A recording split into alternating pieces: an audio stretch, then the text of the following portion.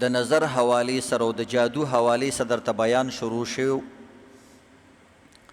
په دې کې درته یو درې خبرې بیانې دي او هغې وجه دا د عزتمندو چې نن سبا عالمان، قاریان، پیران، صاحبان، نارینه او زنانه او تر دې دمه نوجوانان او ماشومان د ډېرو خلکو جادو طرف ته ډېر ذهن ځي او د دې علاجونه غواړي او اکثر چې د دې بدن کې څه تبدیلی راځي نو دا نظر سره یا جادو یا کوډو منترو سره تړي. آیا هر تکلیف جادو وي او که نه او بیا که جادو دی د هغې علاج څه دی؟ او دریم عزتمندو د دې عاملانو چې کم کسان د دم درها کار کوي د دې اتکنډې او طریقې او د خلکو د غولولو او د غلطولو څه طریقې دي؟ بعضې پکې بالکل غلطې دي او بعضې اسې نفسیاتي دي. هغوی وایي دا د دې مجې نه موږ کوو چې د دې انسان په دې علاج باندې یقین پیدا شي، نو دې ته نفسیاتي خبرې وایي. نو د هغې څه مثالونه تاسو ته بیان شوي. د تیر بیان خلاصه دا وه چې د الله نه زیات طاقتور په دنیا کې هیڅوک نشته، دا به عقیده لري. او دویم نمبر عزتمندو الله رب العزت په دنیا کې چالم پوره طاقت نه دی ورکړی، دا به دویمه خبره یاد لري. نو بیا به عزتمندو د الله نه سوا د یو شي نه نه یریږي. خو چې کله دا عقیده ستا کمزوري چې نعوذ بالله د الله هر څه کې کار نشته، لکه بعضې کسانو دا عقیده د معطله یو فرقه تیره شوې ده، وایي الله په چوټۍ دی، الله بس دا څیزونه پیدا کړه او یو بل ته حواله کړي دي چې څوک څه کوي یو بل سره بیکاري. نو دا یو فرقه تیره شوې ده معطله. نو عزتمندو دا عقیده غلطه ده. ان الله یفعل ما یرید، الله چې څه اراده کوي هغه کوي، او یفعل ما یشاء، څه چې غواړي خوښوي هغه کوي. او ان القوة لله جميعا، ټول قوتونه چا سره دي؟ الله سره. دا د قرآن آیاتونه دي. نبی علیہ السلام ته قل لا، تو ووایه دې خلکو ته لا املک نفسی نفعا ولا ضرا، چې زه خپل ځانم د نفع نقصان نه نشم بچ کولی، الله ما بچ کوي. او قرآن کې الله وما هم بضارین به من احد الا باذن الله، د څوک هم د ضرر نه نشي بچ کولی څوک مګر د الله په طاقت یې بچ کولی شي، یا څوک چانه ضرر نشي ورکولی مګر د الله په طاقت د په اراده باندې. نو دا خبرې چې دي په دماغو کې پرتي، نو عزتمندو د مرګ نه به هم نه یارېږي، ځکه چې مرګ سره طاقت نشته، د مرګ خپل وس نشته چې راشي چاله. شیطان نه به هم نه یارېږي، ځکه شیطان طاقت شته خو د ډېر کم طاقت دی. او الله رب العزت وی په قرآن کې ویلي چې د شیطان کیدونه ډېر کمزوري دي، او قرآن کې ویلي دي چې د دې نه د ښځو مکر زیات دی د شیطان د دغه نه. نو دومره څه خبره نه، نو د جادو نه به هم نه یارېږي، د کوډ منتر نه به هم نه یارېږي. چې کوم انسان ویرېدو نو که جادو پې نه وي نو خرابوي. هر یو چیز نه چې ته ویرېدې جو ډر گیا وہ مر گیا، بس بیا به دې خرابوي. هر یو شی دی هغه که حقیقت کې شته او که نشته، خو ته د یو چیز نه ویرېدې، لکه ماشومان چې یریږي بو، نو بو څه شی دی؟ خو چې ته ورته بو بس هغه ویریږي. یا چې مور ورته بو رالی نو ماشوم منډې وایي د شپې او رنګ یې تک زیړ شي، کله بېهوش هم شي راپرېوځي. نو چې وروسته ته تپوس وکړې چې بچې دا بو څه ته وایي؟ وایي مور مې وایي چې بو دی. نو او بو یو بلا ده او غټ غټ غاښونه دي او غټې غټې زلفې دي، تک تور مخې دی او دغه چینګه چینګه پوزه ده، غټې غټې سترګې دي، د سترګو نه اور راوځي او خپې کږي دي الټه دي. دا مور ورته داسې ویلي. نو داسې څه ستاسو خدای حاضر ناظر ګڼئ او زړه کې راولي چې داسې شی چېرته تاسو لیدلی دی؟ نه. نو دقه شان عزتمندو نن سبا د غټو نه وهمیان جوړ شوي، بس چورته بو دی یعنی جادو دی، بس سړي خپې لاس کار پرېږدي. بعضې کسان اسې وهمي. زما ملګری پرون راغلی ځان نه نشي ګرځېدی غریب، د څه شی شو؟ خو نوجوان او تکړه کس نشي ګرځېدی، وهم داسې شی دی. زمونږ د شریعت په کتابونو کې لیکلي دي چې وهم سلطان القوا دی، د ټولو قوتونو نه مضبوط قوت هغه وهم دی چې زړه ذهن کې د یو ځل رال چې داسې دی، بس بیا که درته سر کسان هم ووایي چې دا داسې نه دی، بس بیا به تیارېږي. اوس عزتمندو دا وهمیات او په جادو باندې دا یقین ولې زیات شوی دی؟ نن درته د دې وجوهات بیانو او څه درته واقعات بیان شي، د دې بیان اخر کې هم درته واقعات بیانو. یو ګیلاس اوبه راوړه. په دې عملیاتو باندې او په سحر او په جادو او په دې څیزونو باندې د خلکو یقین ولې پیدا شوی، د دې څه وجوهات دي؟ ځکه ما درته ویلي چې هر کس نیکعمله بدعمله هر قسمه خلک دي عاملانو جادوګرو فراډیانو لذینو دا ولې ځي؟ د دې وجه څه ده؟ یو وجه د دې دا د عزتمندو موږ ماشومانو ته په بچپن کې د جادوګرانو د بلاګانو د پیریانو د پریانو واقعات بیانو. ورکوټو کوټو ماشومانو ته بو دی او پیریان به دې ونیسي، بلا به راشي، داسې خبرې موږ ته کوو که نه ماشومانو ته، او موږ ته هم شوي دي. نو د بچپن نه د ده په زړه کې ډرپوکي واچولی شوه، ډر، خوف، یره. د ماشوموالي نه دا یریږي چې هلکه دا بلا، پیریان، جنات، پریانې دا یو مضبوط دیوان، مضبوط مخلوق دی، زه کمزور یم، ما له د هغې نه یریدل پکار دي. نو سوچ کوه چې کم مرض تا ته د بچپن نه په زړه کې اچولی شوی دی، دا به تا نه څنګه وځي؟ دا ډېر ګران کار دی.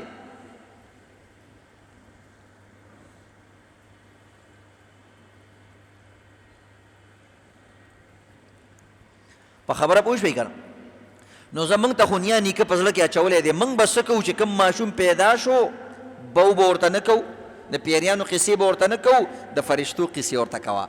بچیه چې انسان باندې مصیبت راشي، د الله فرشتې پیدا کړي، په دې ټول بدن باندې فرشتې ناستي، دا فرشتې د ده مدد کوي، نو دا به د سړی نه یېرېږي چې لکه ما سره باډي ګارډ شته، ما سره څه شته؟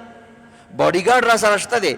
که زه چېرته اونخلم، ما ته مې پلار ویلی دي، قرآن ویلی دي، حدیث ویلی دي، الله رسول ویلی دي چې کله هم د باندې یره راځي الله ته سوال کوه، الله په هر ځای کې ستا مدد کولی شي. که زه یم او که نه یم بچیا، الله ته سوال کوه، الله د هر چا نه تا خلاصولی شي. او دویم الله رب العزت فرشتې پیدا کړي، فرشتې به ستا مدد کوي. او دریم بچیه الله تعالی لاسونه درکړي دي، مټې درکړي دي، خپې درکړي چې چېرته هم څه نقصاني څیز راځي درز ورکوه، مه یېرېږه. په خبره پوه شوې که درز ورکوه. مثال ورته بیان کوه، ورته ګوره غل څومره غټي، تمانچه یې ورسره لاس کې، خو چې د شپې سړی اواز وکړي څوک یې؟ غلو تښتي. وایي دا دومره ډرپوک دی، د چا مقابله نشي کولی، د ماشوم نه هم یېرېږي. نو ماشوم ته دا خبرې کوه. نو یو عزتمندو وجه دا ده چې وهمي انسان ولې جوړیږي، او دغه پیران چې کم جادوګران دي یا کوډګران دي او ځان ته پیر وایي، پیر خو ډېر ښه انسان یي، هغه خو د خلکو اصلاح کوي. اوسني پیران هم عزتمندو اکثر عاملان دي چې ته ورشې ته وایې ما ته بس دغه وښیي، دین به تې زده کړمه، ښه اخلاق به تې زده کړمه، او اخلاق رزیله به رانه ختم شي. پیر دې ته وایي چې تا نه اخلاق حمیده درکوي او اخلاق رزیله درنه ختموي، په قرآن سره، په حدیث سره، په خپل عمل سره. دې ته وایي پیر صاحب. اوس پیران چې لاړ شي ته ورته زر درته تعویض وکړي، دا وایه، دا آیات وایه او دا تعویض واچوه، نو ته خو پیر نه شوې، ته خو عامل شوې، دکاندار شوې. پیران چېرته هم عزتمندو تعویضان نه ورکوي، ابه تا په عمل باندې اچوي. بچیه پاسېږه، 2 رکعته لمونځ کوه، د قرآن تلاوت کوه، خلکو سره ظلم مه کوه. دا ته چې خراب شوی چا څه به دې ظلم کړي، حسد به دې کړی، کینه به دې کړي، بغض به دې کړي. د دې د وجې نه به عزتمندو تلاوت به دې پرېغوستي، نو د دې وجې نه دې شیطانان تنګوي. نو بس تلاوت شروع که، شیطان ختم. علاج درته وروسته ښیم. یو دا د بچپن قصې عزتمندو، او د دې دپاره عزتمندو په کورونو کې اکثر ډرامې جوړېږي. د هندوستان ډرامه ده مثلا، یو ځل ماشومان ما کده کومه وایي بالویر ډرامه ده، بالویر غالبا داسې نوم دی، او داسې یو نورې ډرامې دي په هغې کې د دې سړو نه او د دې جینۍ نه بلا جوړېږي یا الوزي، نو د هغه په زړه کې یقین راځي. نو داسې ډرامې کتل، داسې فلمونه کتل چې په هغې کې بلاګانې، پیریان، دیویاني ماشومانو ته په ذهن کې ته اچې چې طاقتور دا دي، موږ طاقتور نه یو. حالانکې په دنیا کې په مخلوقاتو کې څومره چې الله مخلوقات 18,000 پیدا کړي په دې کې د ټولو نه طاقتور مخلوق څوک دی؟ انسان. د ټولو پلار، د ټولو نه نر، د ټولو نه تکړه. شیر عزتمندو طاقت زیات دی، سنډا کې زیات دی، زمری کې زیات دی، خو دا انسان دا شیر زمری په چړیاګر کې په پنجرو کې بند دی او دومره غټ غټ جازونه الوزي، موبایلونه جوړوي، قسم قسم سیزونه کړي. د انسان نه په مخلوقاتو کې طاقتور څوک نشته. نو خپل بچي ته کانفیډنس، حوصله ورکې چې بچي د ټولو نه طاقتور دی. دی وجه نه الله په انسانانو کې پیغمبران پیدا کړي ځکه دا طاقتور دي. او الله قرآن کې موي وَإِنَّا عَرَضْنَا الْأَمَانَةَ عَلَى السَّمَاوَاتِ وَالْأَرْضِ وَالْجِبَالِ. وی ما خپل دا دین او دا امانت زمکی آسمان او غر ته پیش کو، هغه ویل موږ پکې نه یي. فَأَبَيْنَا وَحَمَلَهَا الْإِنسان. انسان زبردست دی، تکړه دی. وی ده دا ویل چې زه تیار یم. نو طاقتور څوک چې شو په مخلوقاتو کې؟ انسان. دویمه وجه عزتمندو څه شی ده؟ هغه وهم دی. ولې انسان عزتمندو تعویذونو ته او دې کوډو او دې شیزونو ته متوجه کېږي؟ وهمي انسان دې ته متوجه کېږي، یریدونکی انسان، خوفزده انسان. نو یو وجه دا ده. نو وهم به ختمې. د وهم علاج څه دی؟ د وهم علاج نشته، نه په دوايي کې شته، نه په عملیاتو کې شته، په هیڅ چیز کې د دې علاج نشته. نو آخر علاج یې دی څه؟ علاج یې دا دی چې خپل ځان سره به په خپله مقابله کې او په خپله به ځان له خپل وهم ختمې.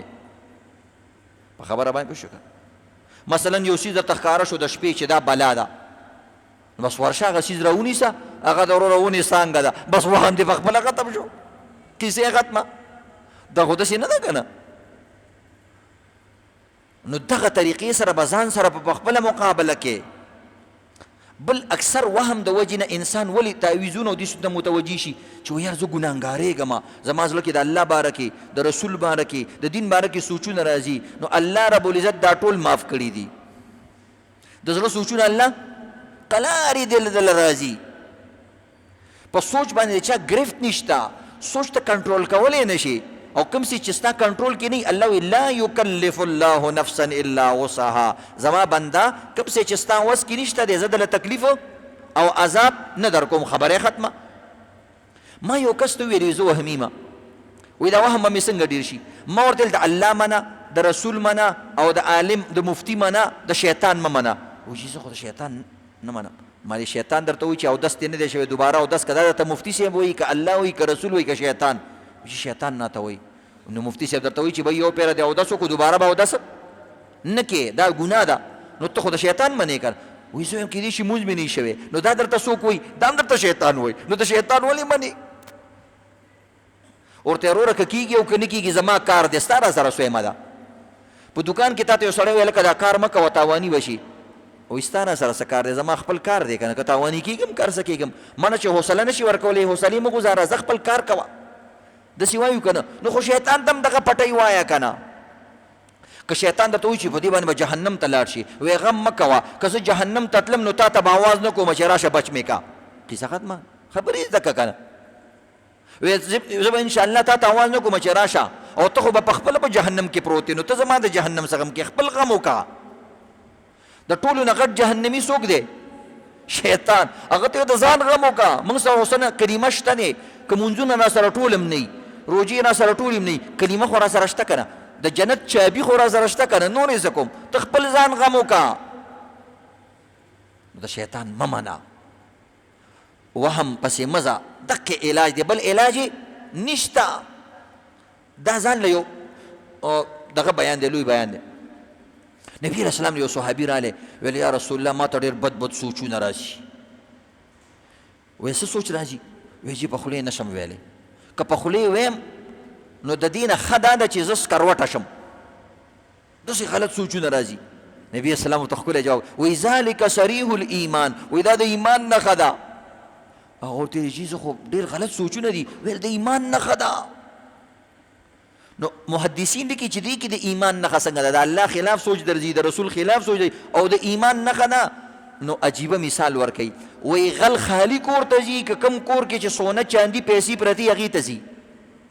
نو دا وهم شیطان تا ته راولي، نو پته لګېږي تا سره خزانه پرته ده، ځکه خو دله شیطان راځي که نه. دغه کافرانو له خو شیطان ډېر نه ورځي، ځکه خو د شیطان رونه دي. هغوی هغه اپنے بائی ہے، وی هغه پرېږده، دی مسلمانانو کې رونه پیدا کا، نوي عزیزان پیدا کا ځان له. نو عزتمندو نبی علیہ السلام ورته ځکه وویل چې تاله دا شیطان ځکه راځي، تا سره ایمان شته، غم مه کوه. او نبی علیہ السلام وی زما امتیان الله په خطا باندې هم نه نیسي، په هیره باندې هم نه نیسي، او ما توسوس به نفسه، او دوی ته چې ذهن کې کوم وسوسې راځي په دې باندې الله دوی څو پورې چې په خوله خبره نه کړي او یو قسط روان شوی نه یو کار پسې. نو د وهم د وجې نه خلک تعویزګرو ته متوجه کېږي، او دا تعویزګر خلک د دې وهمیانو د دې وهم نه فایده لي، او تباه به شي، به دا تعویز کې د بچ به شي، او دا به دې داسې شي، او دا به دې فلانې شي، او کټوۍ باندې که، او دال پاخه که، او لرې راوړه، او دا تعویز په دې کې کېده. دا غلطې طریقې دي. وهم علاج چا سره نشته. لقمان هم ویلي وهم علاج یو پوڼۍ به نیر ته ور واچوله، نیر به یې وچکو، خو چې وهمي سړی به ورته رانه که تا ته 2 ګزه سلام، خپل ځان سره خپله خواري وکړه.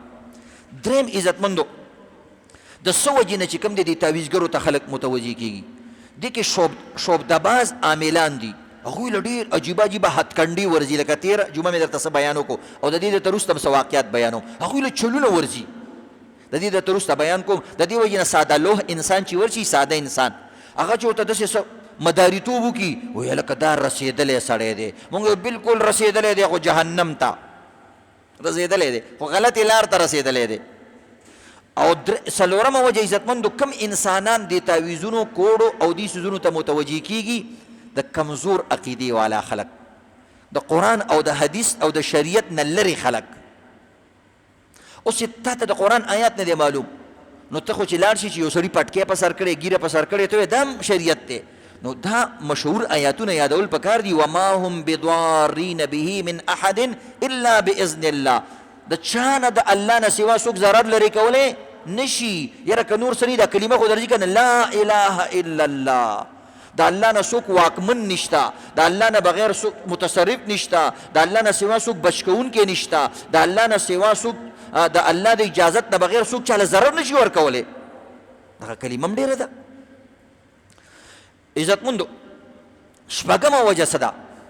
شپږمه وجه دا ده عزتمندو، په دیني خلکو باندې یا د دین په شان ښکاره کیدونکو خلکو باندې انده اعتماد، صرف دغه په شکل باندې جی پټکی شته، ګیره شته. نو پټکی ګیره خو داسې کمي که نه، او زموږ نه یې غټوي. نو ته ورته بله ورځ وایې چې ما ته د قرآن ترجمه شروع کړه، هغه وروره په دې قصو دې نه پوهېږم، زموږ بل شی دی. که چاروی دی او ګرنتې وی نو رامخکې شه، ګینې په دغه دې نه پوهېږو. نو د دې وجې نه عزتمندو، او بله لاره بله دا شارټکټ لارې، شارټکټین داسې کارونه کوي.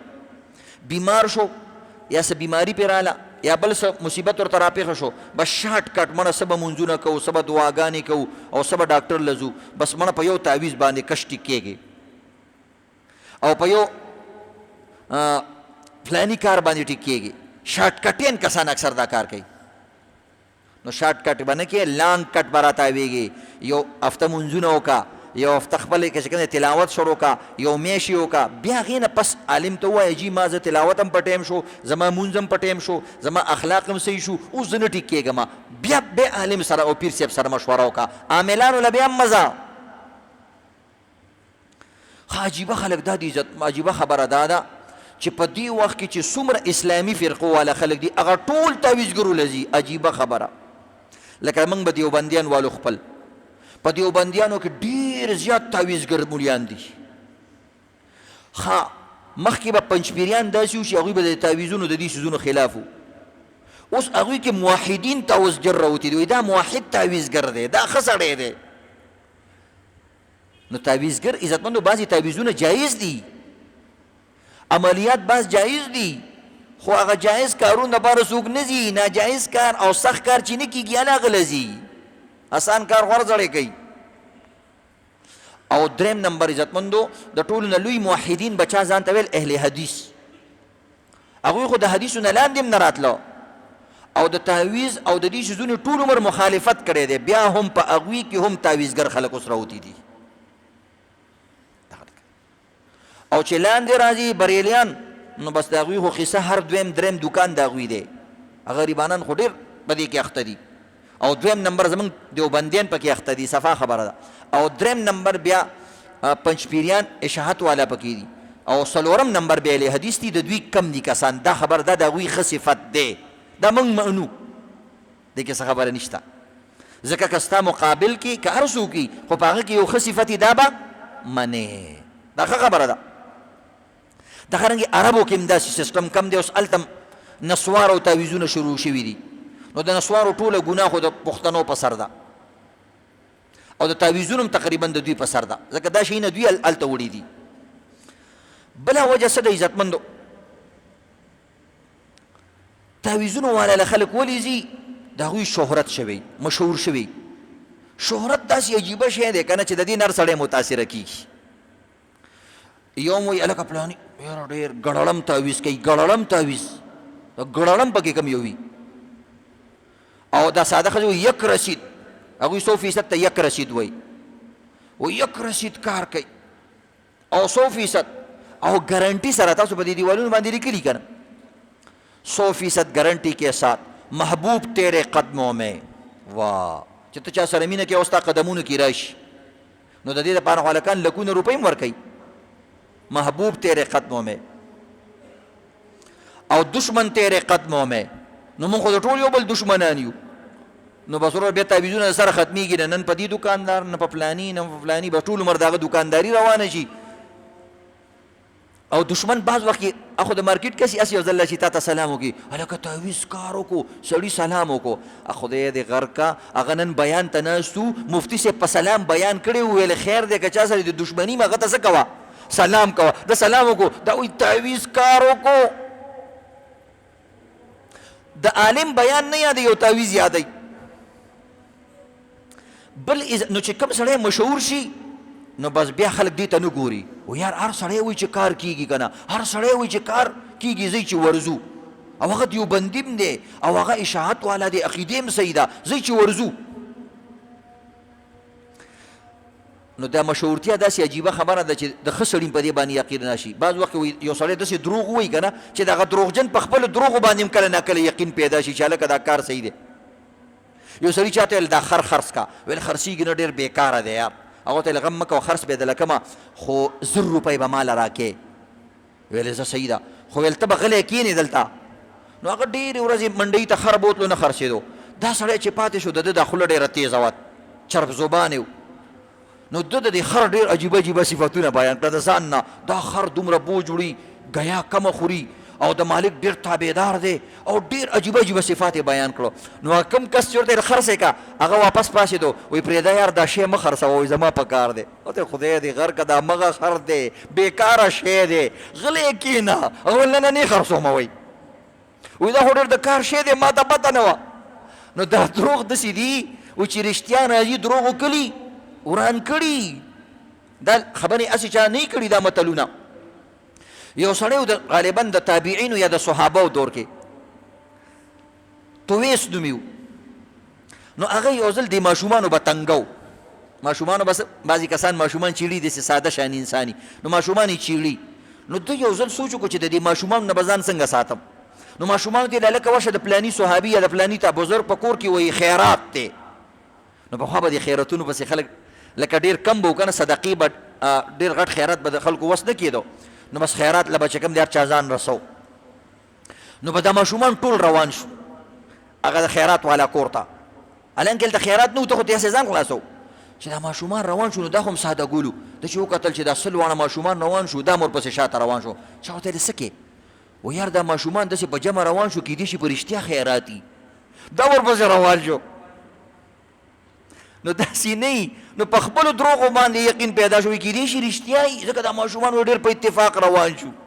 نو دغه رنګې د بعضې عاملانو پیرانو باره کې مشهور وي چې د ده د تعویز ډېر کار کوي، د ده دپاره هغه کسان ساتلي، دا پوواړې ښځې ساتلي، او دغه د قمقل شیخان یې د دې دپاره ساتلي، هغه له فري علاج کوي. نو دا قمقل شیخ بیا په دې دکاندارانو باندې ګرځي، یاره ما ډېر ښه سړی دی او ډېر ښه سړی دی او ډېر فلانی ښه سړی دی. نو یو وجه دا د عزتمندو. بله وجه څه ده؟ دې تعویزونو طرف ته خلک ولې ځي؟ دا ډېر اهم خبرې دي، دې باندې ډېر سوچ ما کړی دی. او ډېر سوچ نه بعد دا وجوهات ما راوستي. یو چې کوم دی عزتمندو د کوڅې ډاکټران یا کوڅه ډب ډاکټران یا عزتمندو کمقل او انجان او ناپویا غیر ماهر ډاکټران، نو هغه عزتمندو د یو غریب سړی دغه وس نه کېږي.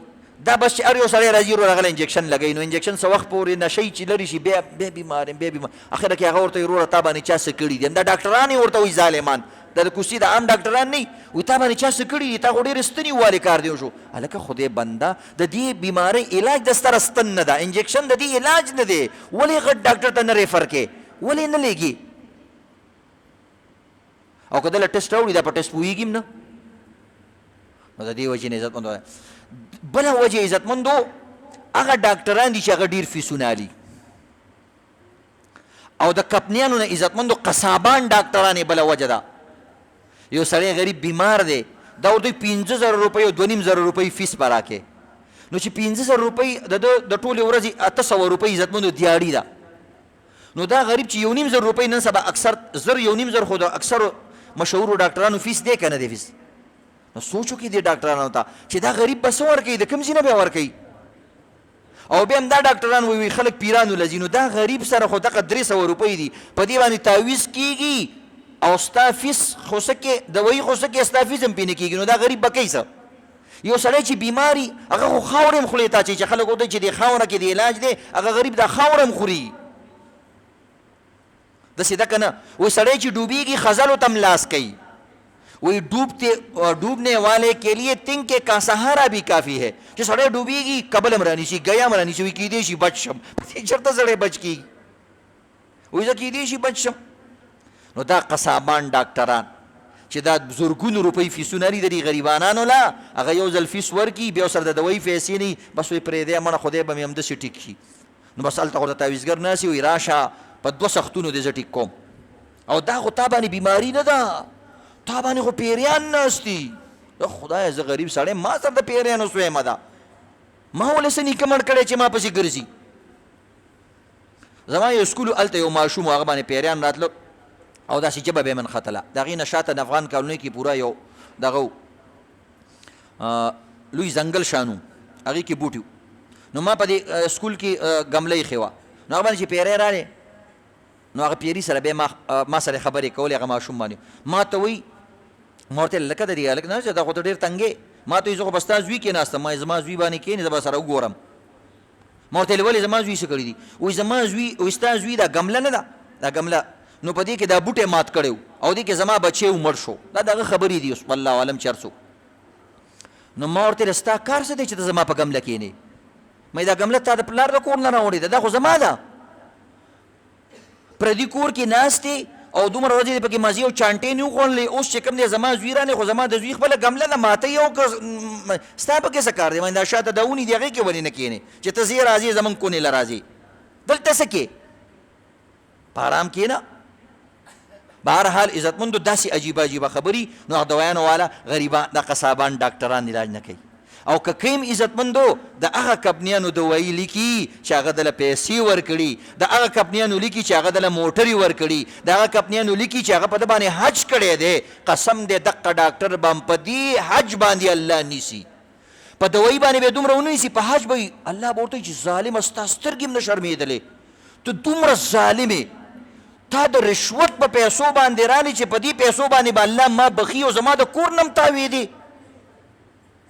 نو هسې مې که بخلې او که نه بخلې، خو په دې دې نه بخمه چې داسې نیغ سر به زما د کور نه تابېدي او طوافونه به دې کول او بیا به دې خلکو ته ویل چې زه حاجي ډاکټر یم، نو په دقه حج دې نیسم او په دقه عمره دې نیسم. دا یاد لري عزتمندو. نو دا ډاکټران چې علاج ګران کي، څیزونه ګران کي، نو بیا خلک څه کوي؟ غریب سړی څه کوي؟ بس وایي مولي صاحب باندې ځان دم کا، ځان دم کول صحیح دي، قرآن ویل صحیح دي علاجونه ته خیم، خو هغه کسان هغه عاملان یادو چې هغه دې خلکو له دوکې ورکوي، نو هغه ته 1,500 والي، نو دا هم ته 200 روزانه اخلي غریب نه، کنی هفته پس خو دې اخلي. سست خلک دې ته متوجه کېږي، سست خلک، کاهل خلک. او عزتمندو هغه د دې کاروبار هم شروع کوي، او چې کوم کسان سست دي هغه دله ځي، مړه څوک به اوس ډاکټر له ځي، خو بس دا یو چوف د باندې کوي او ټیک کېږي. چف سره واقعي سړی ټیکېږي. ګوره دا عجیبه خبره ده، خو چې چف د خونبنجو بابای او د شاه ولی الله صاحبي او د لوی اولیاء کرام وي، نو د هغې چف سره سړی ټیک کېږي، بلکل ټیک کېږي، ځکه قرآن کې اثر دی. خو موږ هغه غلطې طریقې یادو، کومې غلطې طریقې سره چې عاملان عوام دوکه کوي، هغه نه دی علاج.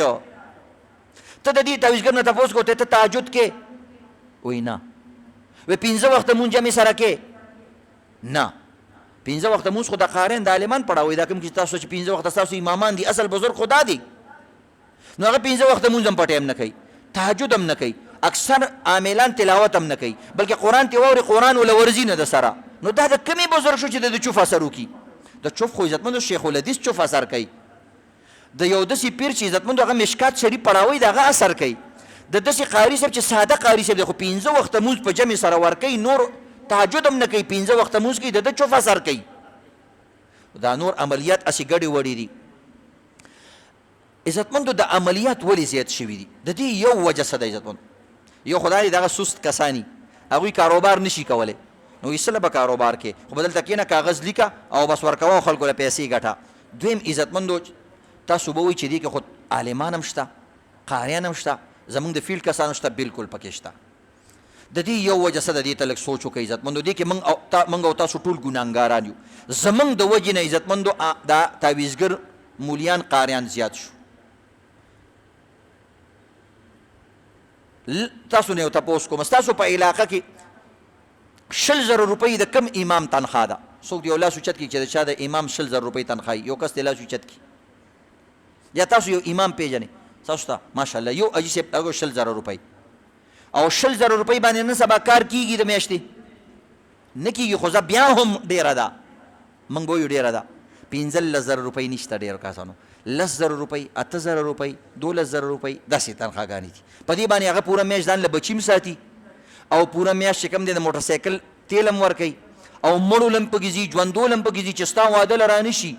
مړه قاري صاحب چا سره تعلق نه ساتي، خدای بنده نو پېټرول لګي په هغه که نه څنګه راشي؟ څه ټانګي خو نه دي چې 15 روپۍ ورکړي د پسې راشي. نو دا غلطه خبره ده. خلک ته د خفه کېږي، نو داسې مولیان بیا غریبانان حیران شي. دا یاد لرئ، ګویا ستاسو د وجې نه ښه مولیان تعویذګر شو او کوډمار شو. ځکه عزتمندو تاسې خیال نه ساتئ، پیسې مه ورکوه، خو د کپړې دوکاندار دی یو جوړه کپړې خو له یوسه که نه، بوټانو کار کې یو جوړه بوټان وله یوسه، د ټوپۍ او د رومالونو دوکان دی یو رومال وله چېرته یوسه، د جوس دوکان دی روزانه پې یو جوس کا، یا کور ته ولی چې کوم دی یو جوس وړه چې دا اوس کا. غریب بچی شوی دی، ښځې چې کوم دی تک تور مخ نیولی دی، دلته چې کوم دی سترګې تورې شوي دي، یو ګیلاس جوس ورکه، تر څو پورې 10 ورځو پورې ما نه جوس وړه او په خپله بیبي باندې دې جوس کا. 10 روپۍ خو وله ورکوه که نه، زه 10 روپۍ ورځ وله ورکوه، 10 روپۍ ورځ، 15 روپۍ ورځ ورکوه. نو چې نه ورکې نو عزتمندو اخر به هغه خوري څه، نو هغه ته ذهن کې راشي، هغه وایي چې هلکه په خداداد ماله کې بنګړي خرڅوم، جایز کاروبار دی، ناجایز نه دی، او سرخی پوډر خرڅومه، جایز کاروبار دی، خو مولا خو شرمیږي که نه؟ داسې ده که نه د عزتمندو؟ مولا شرمیږي، د موبایل کار نشي کولی، صحیح شو؟ دارنګې د دې کار نشي کولی. کوم وایي چې زه میان خرڅوه، نو میانو باندې هر وخت مچان بنګېږي، جامې به خیرنې بیا ورپسې ته مونځ نه کې، نو غریب وتښتېږي، په کومه لار لاړ شي؟ که ته وایې چې روټۍ دې پخوي، تنور هغه غریب دا خو زر نه کېږي، تنور والا ټوله ګیره سوځولي، غریب مولوي صاحب دی، او خپل ملواګانې خوړلي، بدن یې غوړ دی، خپله اور وانلي. نو دا خو ډېرې قیسې دي که نه؟ نو اخر به کوي، کبډي به کوي، غریب څه به کوي؟ پیسې به پسې ګنډي. نو بس اسان کار یې، هغه وایي مړه تعویذ لیکه او داسې کوه. ابه یو کس ته ما په خپله وارننګ ورکو، ما سې خوا دې خوا کول، ما ورته خوا دې خوا والله تعویذونه شروع کومه، او زه خو 10 لکه زما فالورز دي. نو سوچ کوه څومره پیسې به ګټم چې روزانه راله دا کسان 1 روپۍ راکوي، نو 10 لکه روپۍ ورځ شوه. یاره د میاشتې دې راکوي 1 روپۍ، نو 10 لکه روپۍ میاشت چې ماله راځي خو ډېر شی ده که نه؟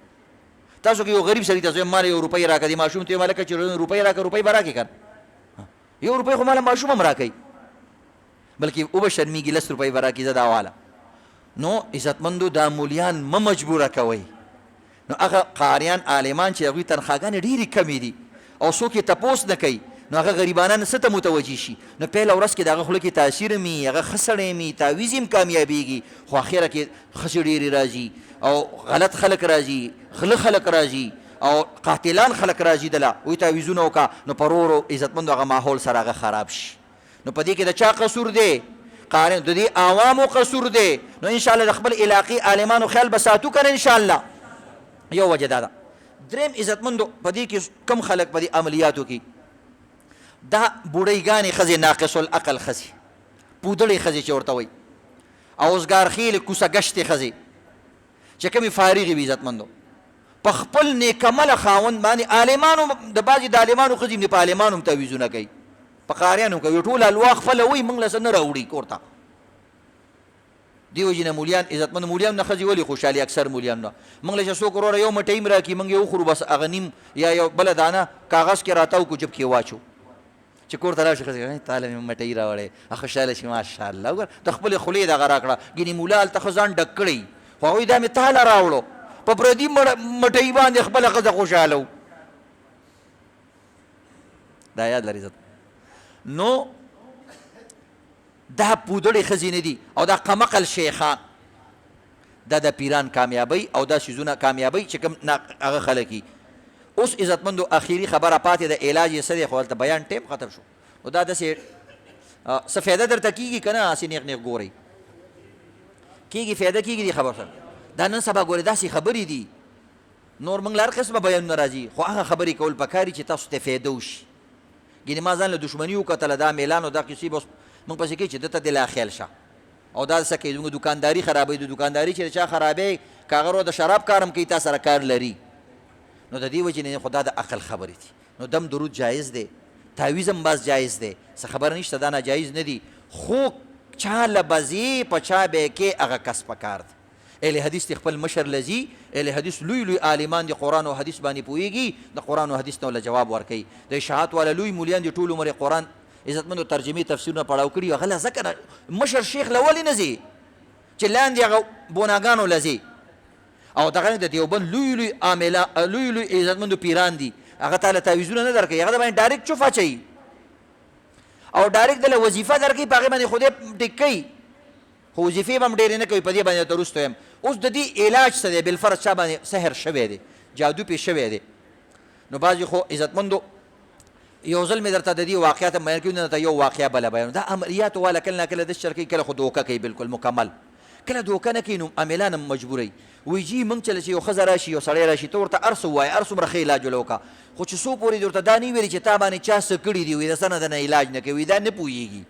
نو موږ ورته ټول ناولې چا د باندې څه کړي دي نو موږ هغه باندې چا څه نه کړي وایي نه زموږ ته دا نور مرادي خامخا نور چا سره ډېر قیسې کړي نو وایي دا ته مرادي د دې دا مرادي هغه وایي چې ته تعویضونه مرادي. نو بس بیا وایي هلکه دا مولا را باندې پوه شو او دا سړی پوه شو. نو بس بیا ویله چې څه ورکړو نو هغه موږ له شکرانه هم ډېره راکوي او دویم نمبر دا دی په هغه اثر هم دی کوي دې ته نفسیاتي امور وایي کله ناکله وایي د دې وجې نه موږ وایو. نو کله ناکله عزتمندو او کله ناکله ناروا کارونه کوي لکه در تېره جمعه مې درته د شیشې کار ښودلی په شیشې کې دا ناروا کار دی، دا شرکیه کارونه دي عزتمندو عقیدې خرابوي د انسان. کله ورته نوک کې درته خیم څه کې درته خیم نوک کې نوک باندې سیایي ولګوي. نو د انسان که تاسو کتلي دا د انسان د سترګو کې تاثیر دی چې یو څیز ته بار بار ګوري نو د خپل دې ګوتو ته ګوره لږ ساعت پس به چې کوم دی دا هم درته نور شی نه ښکاري چې کوم څیز ته ته ډېر ګورې که نه به تا ته بیا رنګونه بدلی او سیایي کې چمک وي چمک نو دا نوک یو طرف ته چمک وي بل طرف ته نو هغه تا باندې هغه نظر دله ګډ وډ کړي نو ته یې څوک راته پکې ښکاره شو پکې دی هغه خپل شکل یې هم تا ته پکې خپل ځان ښکاري. یاره په دې سترګه کې هم بل انسان ښکاري خیال دی که نه په چشمو کې ستاسو مخامخ هغه ښکاري او دغه رنګې په دې نوک کې هم تا ته ځان ښکاري یو مې لیدو څوک دی وایي څوک دی قمقله خو ستا تصویر دی که نه باټا همته که نه پکې ښکاري که نه. یو ماشوم چېرته چاټۍ ته ښکاره شو نو هلته هغه ماشوم ته په اوبو کې خپل یا کوهي ته خپل تصویر ښکاره شو زه بو دی ځکه مور خو یارولو ده پخوا نه وي بو دی پلار ورته وایي څه دی بچه څه چل دی هغه ورته وایي لاندې بو دی بلا ده ویل ښه هغه هم ساده ګل شانو چې کوهي کې وکتل نو هغه ته خو خپله هغه گنجې سره او غټه ګیره او فلانې ډه ښکاره شو هغه ورته وایي شیخ سړی او خلک تنګې خپل ځان ته وایي مور یې راله مور یې ببر سره و جارو موري والې ورښکاره شوه وایي نه ته ودرېږه څوک دي ورښکاره شوه ای بلا دې هغه ته دې وګوره ببر سر ته دې وګوره او دې چینګې پوجې ته دې وګوره ماشومان تنګې نو هغې ته پکې خپل شکل ښکاره کېدو هغه ویل واقعي ته بلای او دا بل واقعي میلو دی اوس دې ته نه ګوري چې اوبو کې خو شکل ښکاري که نه لکه دا د دې دوکه بعضې نفسیاتي کارونه مثلا یو هلک راشي نفسیاتي کار کله جایز وي خیر دی د هغه د متاثره کولو دپاره خو دروغ به نه وي مثلا یو سړی راشي د هغه دماغ کمزوري صحیح شو جی ما ډېر علاجونه وکړو ډېر دغه مې وکړلو خو چونکې په علاج باندې او په ډاکټري ګولو باندې د ده یقین نه چې دې سره زه ټیک کېږم دې وجې نه ګولۍ خوري د ګولو دپاره هم یقین پکار دی ګورې چې دې کې الله تاثیر اچوي ځکه ما ټیک کوي خو چې ستا یقین نه بیا هغه څیز تاله نه ښه کېږي نو په ملا باندې یقیني دله راشي دا ورته وایي داسې چلو که چې شات راوړه نیم کیلو او نیم کیلو سوچه غوړي راوړه او نیم کیلو بادام راوړه یا پې دا چارمغز او دا ټول څیزونه پې راوغواړي دا ټول راوړه عزتمندو نو د شیخ پنساري او وروره د دې ډرای فروټو والا موارې نیارې شي یو شیخ وله رالی خمقل د دومره سامانونه دي د 5-6 روپو خوشې کړه بیا ورته سوچه خوړو کې به چې کوم دی دا بادام واچې چارمغز به پکې بیا واچې او بیا به پکې اخره کې به چې دا پاخه شي بیا به پکې شات واچې د دې نه به او دا دنه ما چوف کړو انشاءالله دا دم به د بالکل اثر کوي نو بس هغه چې هغه چارمغز او هغه شیزونه طاقتور شروع کړي دماغ یې لږ برابر شي ځکه ښځو وله دماغ خوړلي بچو وله خوړلي ګاک وله خوړلي یا دکاندارانو خپلو له یو بل خوړلي دماغ نو د دې وجې نه عزتمندو هغې سره دا دماغ لږ پځې شي و یار کاپر پیر دی او ظالم دم اچوي هلکه چارمغز دي خوړلي دي خدای دې غرق کا دا په دې باندې سړی ټیک کېږي نو دې ته نفسیاتي ټریکس وایي خیر دی کله کله سړی داسې کولی شي چې دا سړی بېوقوف دی خمقل دی او هغه وله دم کې وي زه دا واله کله نه کله یو سړی راشي یا ښځه راشي په هغې کې چې کوم دی عزتمندو وینه نه وي نو هغوی ما باندې سر ګرځېږي دا پیریان را باندې راشي داسې تاوی را تاوی مې تاوی او چې څنګه را پاڅېږم بیا پرېوځم نو د ډاکټر علاج دی چې دلته دا سترګه وګوري نو دی سپینی نو د ده کې وینه کمی نو وینه کمی دا ته غم مه کوه چقندر راوړه چقندر څه شی راوړه چقندر او انار او یا دغه چارمغز وغیره دا څیزونه ورته ولیکي او دا چقندر کې به یو دانه سیو واچې او د دې نه به روزانه جوس کې او دا ما چې دله دا کومه چیني دم کړه دا به پکې اچې ځکه چقندر خو دا دونه نه شي دمولی خو خرابېږي نو چیني وله دم کي نو چې کله مو چقندرو نه ته دغه وباسي جوس دا چیني پکې اچوه ته ګوره چې بیا ته الله څومره زر ټیکوي دماغ خاوند به دنه ټنګي او خاوند به داسې ګډې په دې ګوته باندې هغوی دقه شی راته ولیکه دقه دم راله واچوه چې د خاوند خو لږ وګډوم راوګډوم او چې دا خو نن قلاره کینی نو هغه چې عزتمندو چقندر دغه کې چیني پکې واچي نو چقندر خو وینه ډایرکټ زیاتوي او دغه شی نه به دا چې یوز کي سار له دماغ برابر شي سار راپاسېږي ټیک ټاکي بس دا پیر دی رسېدلی پیر دی داسې دم دی چې ډایرکټ اثر کوي نو عزتمندو بیا هغه خاوند دی چې کوم دی بیا بل کوډمر له روانې شي خدای دې دا غر کې دا کم لتلی و دی خو د دې نه راته پوره وزیر اعظم جوړ کړو ګورنره شوه نو هغه بیا بل کوډمار لځي نو دا عزتمندو ټریکس وي وینه دې زیاته شوه چقندر باندې په پیو باندې په سوچه خوړو باندې په دغه څیزونو باندې د دم هم پکې اثر دا موږ نه وایو خو دا نفسیاتي خبرې ښځه وایي صرف په دم سره ټیک شومه نو مولوي صاحب دې ورته ووایي چې ګوره دې باندې موږ دم هم واچو خو دا طاقتور شی نه دي دا ورسره خوره الله به دې سره ټیک کي نو دې طریقو سره عزتمندو بعضې کسان خلک دوکه کوي یا علاج یې کوي الله دې زموږ او ستاسو حفاظت وکړي